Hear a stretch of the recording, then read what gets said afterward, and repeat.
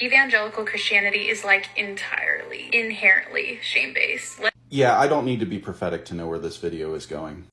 Let's run over some really quick definitions. People generally describe guilt as I did a bad thing. The focus is on the act, while shame, on the other hand, is I am bad. No. Here to clear things up is renowned researcher Brene Brown. And shame is really easily understood as the fear of disconnection. Is there something about me that if other people know it or see it, that I won't be worthy of connection? Shame has nothing to do with what other people accuse you of, whether it's what you did or who you are. It has everything to do with your response to those allegations. This is what we see in Genesis 3 when Adam responds to God looking for him in the garden. He says, I heard you in the garden and I was afraid because I was naked, so I hid. And when the Bible uses the word naked here, it uses the word erom, which is not just simply used in terms of, oh, I have no clothes on. It's used in contrast to what we see in Genesis 2:25. Both the man and his wife were naked, yet felt no shame. They had always been naked. Now they're just naked and afraid. Sorry, I had to. It was too ripe for the picking. Get it? Ripe for the picking?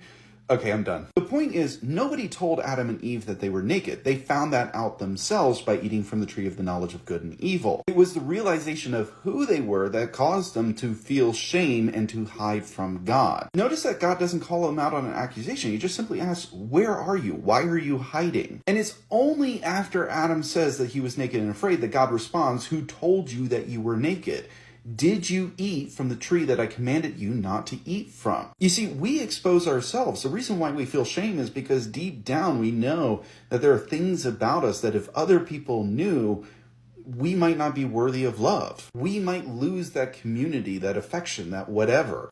Shame is a lot longer term, deeper, and quite literally makes actions and habits harder to break. Yeah, of course it takes longer to break, if you break it at all. Because instead of being vulnerable and open and honest about your nakedness, you're afraid, you're running and hiding and attempting to cover yourself. And the thing is, nobody needs to call you out on who you are as a person for you to feel shame. It can be as simple as somebody catches you in a lie. And instead of being open and honest about the fact that, yeah, I lied, you realize at your core, you're naked, you are a liar, and so you retreat in shame rather than dealing with the core problem. Again, nobody can make you feel shame except for yourself.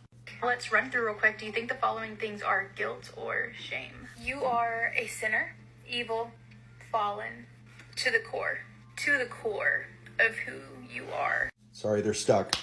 There they are. You know, I find it really ironic that people will point out this particular part of Christianity and go like, look how evil and rotten it is. Let's remove the Christianity from this argument for a second and put it into a different context.